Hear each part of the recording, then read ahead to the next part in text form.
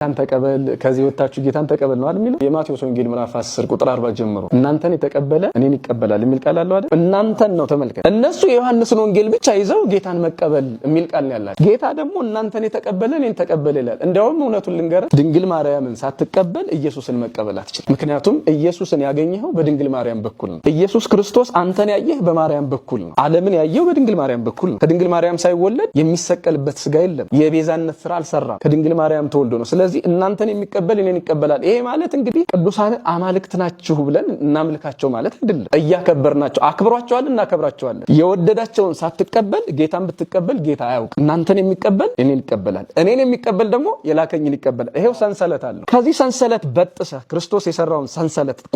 ቆራርጠ እኔ ጌታችሁን እንጂ እናንተን አልቀበልም ብትል ወዳጆቹን ሳትቀበል ሳታከብር ክርስቶስን ማክበር አትችልም ስለዚህ እናቱ ቅድስት ድንግል ማርያምን ይቅርና ማለት ነቢያቱን ሐዋርያቱን ጻድቃን ሰማዕታቱን እናንተን የሚቀበል ብሎ ለጊዜው ሐዋርያትን እናንተን የሚቀበል ይቀበላል እንግዲህ ለሐዋርያ እናንተን የሚቀበል ተቀበለ ካላቸው መቀበል ማለት እኮ ማክበር ማለት ነው እነሱን መስማት ማድመጥ ማለት ነው ሌላ ነገር አይደለም ድንግል ማርያምን ያንቋሸሸ ለክርስቶስ መሶቡ የሆነች እናቱ የሆነች ድንግል ማርያምን ጠልቶ ወይም ደግሞ እሷን አልፈልግም ብሎ የክርስቶስ አገልጋይ ነኝ የክርስቶስ ወዳጅ ነኝ ይሄ በራስ ላይ መቀለድ ነው ስለዚህ እውነቱ ድንግል ማርያምን የአምላክ እናት አድርገህ አማላጅ አድርገህ እሱ ያከበራት መሆኑን አምነህ ክርስቶስን እቀበላለሁ ካላል ክርስቶስ ራሱ አይቀበልህም ይሄው መጽሐፍ ቅዱሳችን እናንተን ያልተቀበለ እኔን አይቀበልም ብሏል እንግዲህ እኔ ቅዱስ ጳውሎስን ካልተቀበሉ ክርስቶስን አለመቀበል ከሆነ እናቱ ድንግል ማርያምን አለመቀበል ደግሞ ምን ያህል ክፉ እንደሆነ መጽሐፍ ቅዱስ ነው የሚናገረው